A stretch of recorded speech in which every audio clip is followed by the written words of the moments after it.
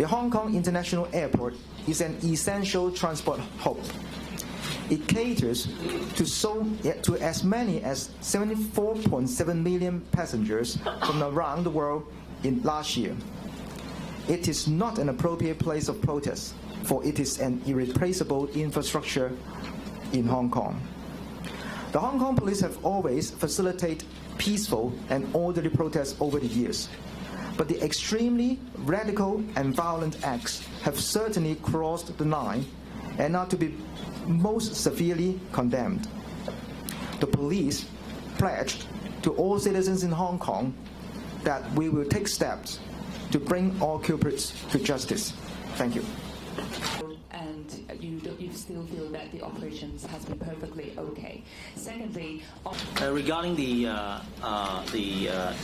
statement given by the United Nations, the police are aware of that statement, and I would like to point out that in that statement, basically the UN High Commissioner for the Human Rights condemned not basically on any forms of violence or destruction of property, and it urges everyone participating in the demonstration to express their views in a peaceful way. Basically, it condemns on all the violence acts.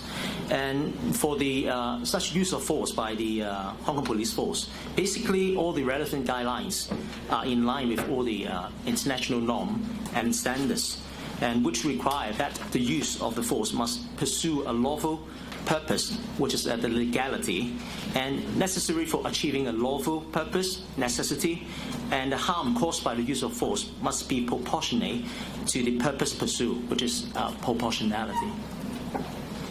If the situation is required that disguised officers, or the term you use, decoy officers, will be deployed to carry out the arrest actions in connection with the violent, radical, and the alerted criminals.